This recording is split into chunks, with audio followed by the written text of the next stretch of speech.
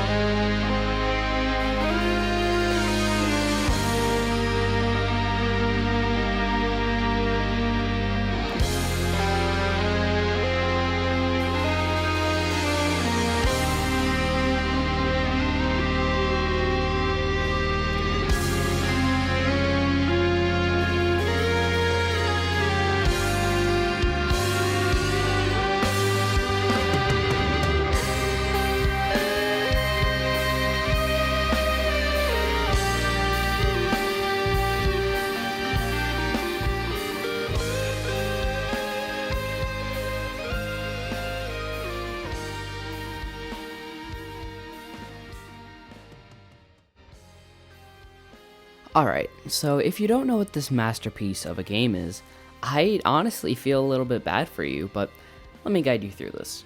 Risk of Rain 2 is a roguelike, which is a game that you start with nothing except your character in this case, and in the very beginning of Risk of Rain 2, you get the one survivor called the Commando. He's quite a good start in my opinion, but what's the actual game like, you might ask? Well, as soon as you start a run, you're shipped Amazon style to this first planet, which can be one of 3, but that part doesn't matter right now. But after figuring out what your abilities do, you might ask, what now? But now you do what you were born to do, and that's be a greedy little loot goblin.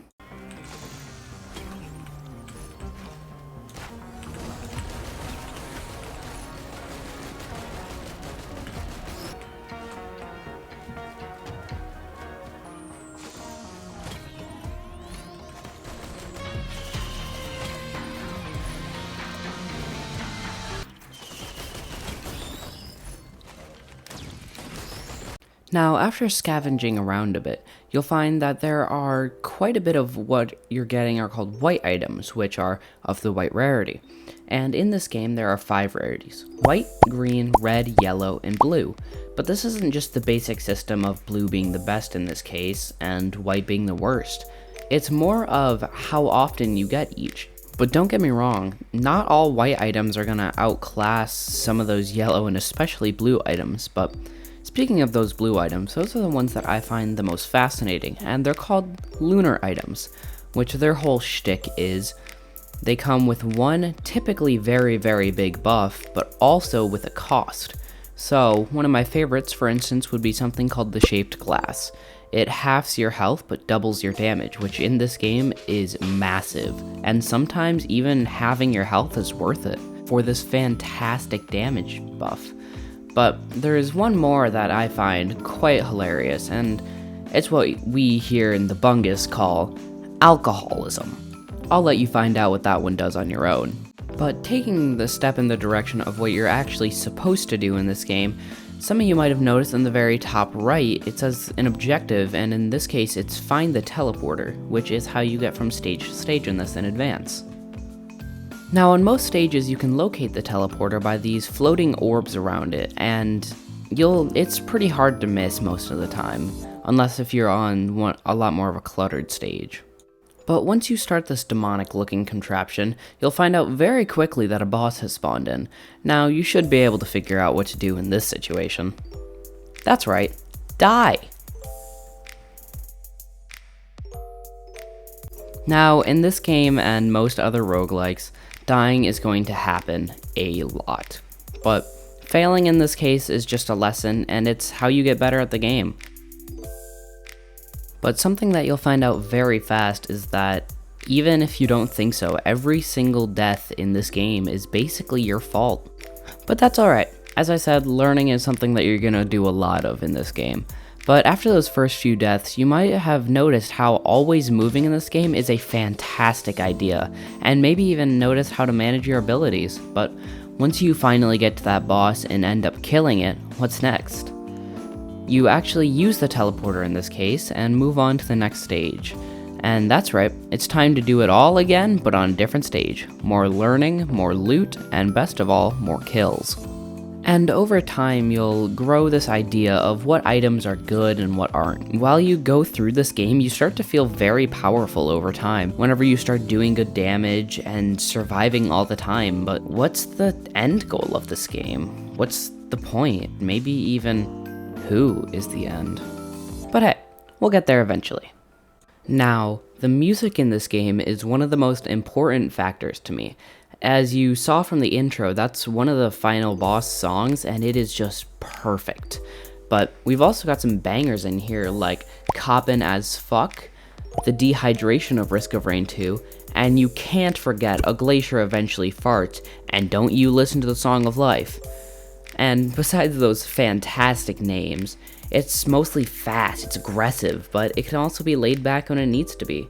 But just getting to that final stage and hearing that masterpiece unravel and show its true self is fitting for a final boss.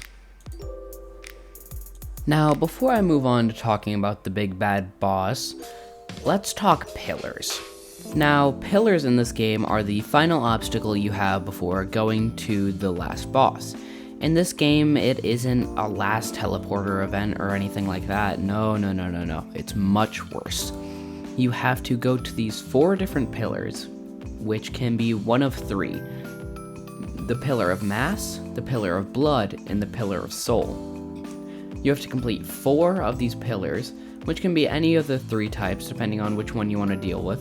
But not a single person I have ever heard of playing this game enjoys doing that. It's just a gigantic hassle, takes forever, and honestly can even be a run ender sometimes.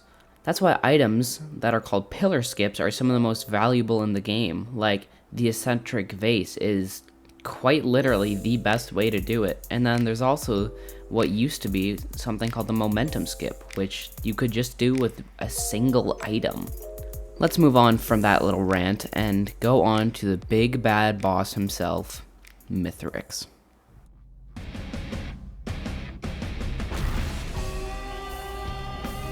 Now, Mithrix's first phase really isn't that big of a deal. He runs around a bunch, swings his hammer a little bit, that's basically it. But as soon as you pass his first phase, his second phase isn't even him. He's lazy and just throws out a bunch of these lunar enemies, which really aren't that bad. Besides those flying fucks, I fucking hate you so much. But his third phase is where it gets really scary. He gains new moves and it becomes extraordinarily fast. But the worst is by far his last, where I'll just let you see.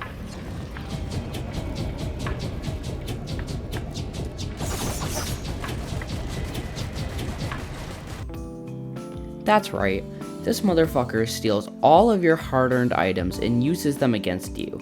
And this is hard. If you're going with a bleed build, you're basically fucked because he can just use all that bleed proc against you. A band build isn't safe either. He hits you a few times, he hits you once basically, you might be dead off rip. And so from this, you have to play it very, very carefully. But whenever you eventually manage to kill him like this, you have to escape the moon and before it blows up. And when you do, that's it. Congratulations, you have beaten Risk of Rain 2. But now what? But my answer to that is try again. Maybe with another character that you've unlocked from trying this over and over again, and maybe even up the difficulty if you're feeling it. But that's all the time for my favorite game. Thank you so much for watching. This was a bit of a longer video for me, but I strongly appreciate you staying. But hey, if I never see you again, have a great day. But if I do, I'll see you next time, friend.